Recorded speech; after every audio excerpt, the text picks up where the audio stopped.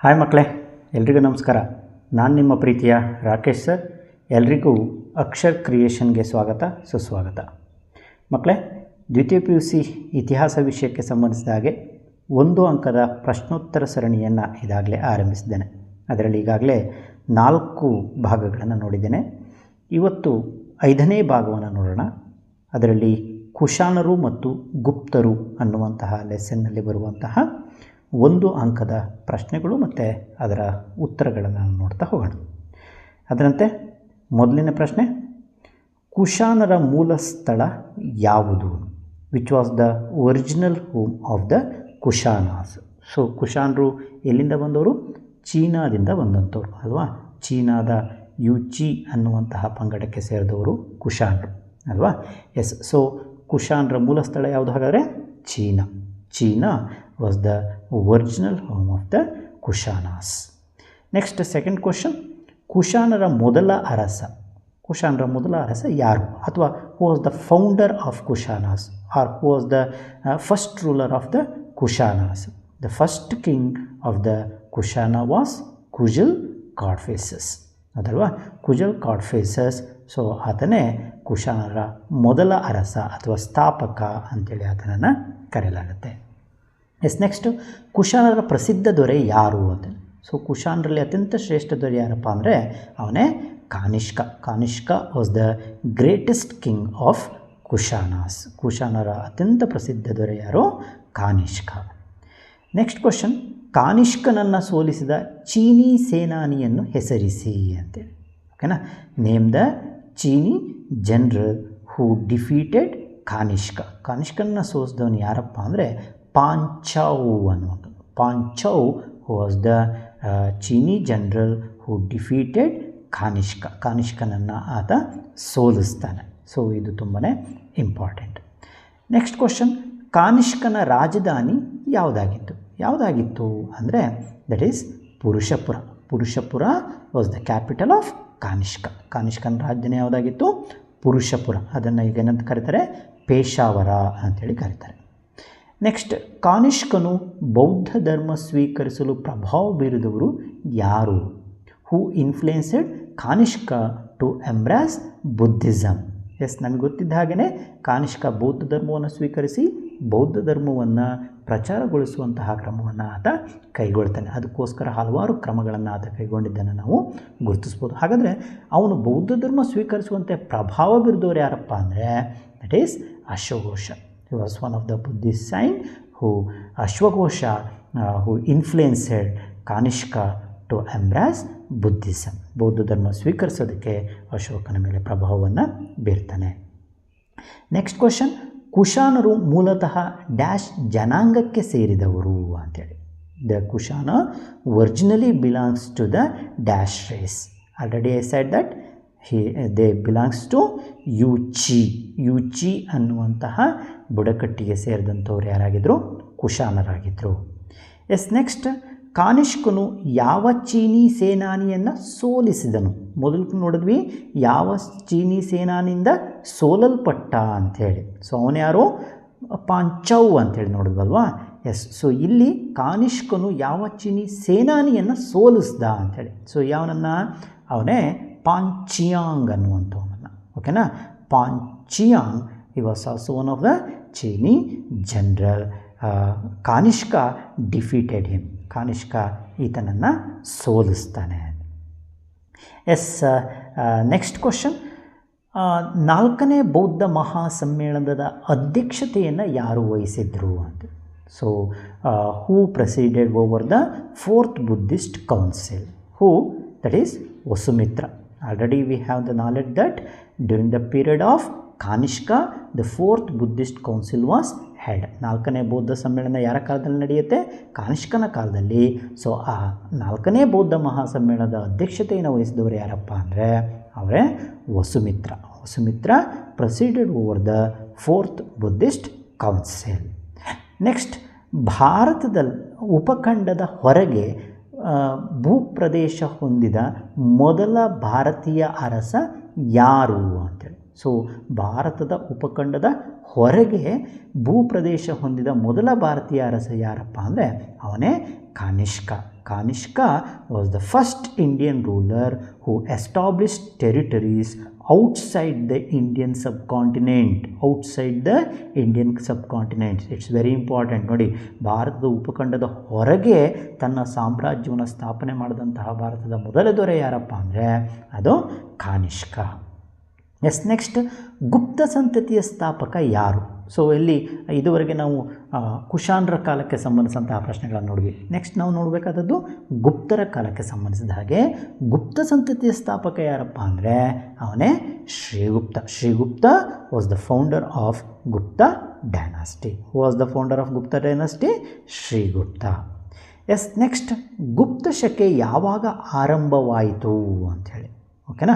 When did the Gupta era commenced? So it's very important. ನೋಡಿ, ಗುಪ್ತ ಸಂತತಿ ಸ್ಥಾಪನೆ ಆದದ್ದು ಶ್ರೀಗುಪ್ತನ ಮೂಲಕ. ಯಾವಾಗ? ಕ್ರಿಸ್ತಶಕ 300ರಲ್ಲಿ ಸ್ಥಾಪನೆ ಆಗುತ್ತೆ, ಸಾಶ 300ರಲ್ಲಿ ಸ್ಥಾಪನೆ ಆಗುತ್ತೆ. ಆದರೆ ಸೊ ಗುಪ್ತ ಶಕೆ ಅನ್ನುವಂಥದ್ದು ಪ್ರಾರಂಭ ಆಗೋದು ಯಾರ ಕಾಲದಲ್ಲಪ್ಪ ಅಂದರೆ 1ನೇ ಚಂದ್ರಗುಪ್ತನ ಕಾಲದಲ್ಲಿ. ಓಕೆನಾ? ಸಾಶ 320ರಲ್ಲಿ ಗುಪ್ತ ಶಕೆ ಅನ್ನುವಂಥದ್ದು ಆರಂಭ ಆಗುತ್ತೆ. In 320 CE Gupta era commence. Okay, next question, ಸಮುದ್ರಗುಪ್ತನ ದಿಗ್ವಿಜಯಗಳನ್ನು ತಿಳಿಸುವ ಶಾಸನ ಯಾವುದು ಅಂತ. Inscription related to the great victories of Samudragupta. So ಯಾವುದಪ್ಪ ಅಂದರೆ that is Allahabad pillar inscription. That is one of the most important inscription which is related to the great victory of Samudragupta. ಓಕೆನಾ? So Allahabad ಸ್ತಂಭ ಶಾಸನ ಸಮುದ್ರಗುಪ್ತನ ದಿಗ್ವಿಜಯಗಳನ್ನು ತಿಳಿಸುವಂತಹ ಶಾಸನ ಅಂಥೇಳಿ ಗುರುತಿಸಲಾಗುತ್ತೆ. ನೆಕ್ಸ್ಟ್, ಕಾವ್ಯಮೀಮಾಂಸೆಯ ಕರ್ತೃ ಯಾರು? Who wrote Kavyamimamsa? Author of Kavyamimamsa was Rajashekhara. Rajashekhara was the author of Kavyamimamsa. Kavyamimamsa ಅನ್ನುವಂತಹ ಕೃತಿಯ ಕರ್ತೃ ಯಾರು? ರಾಜಶೇಖರ. ನೆಕ್ಸ್ಟ್, ಗುಪ್ತವಂಶದ ಶ್ರೇಷ್ಠ ದೊರೆ ಯಾರು? ಗುಪ್ತವಂಶದ ಶ್ರೇಷ್ಠ ದೊರೆ ಯಾರು? Yes, Samudragupta was the greatest ruler of the Gupta dynasty. Who was the greatest king of the Gupta dynasty? Samudragupta. And next, ಗುಪ್ತರ ಯಾವ ಅರಸನು ಅಶ್ವಮೇಧ ಯಾಗವನ್ನು ನೆರವೇರಿಸಿದನು? Which Gupta king perform Ashvamedha sacrifices or Ashvamedha yaga? So Ashvamedha ಯಾಗವನ್ನು ಮಾಡಿದವರು ಯಾರಪ್ಪ ಅಂದರೆ that is Samudragupta. Samudragupta was the greatest king who performed Ashvamedha ಯಾಗ.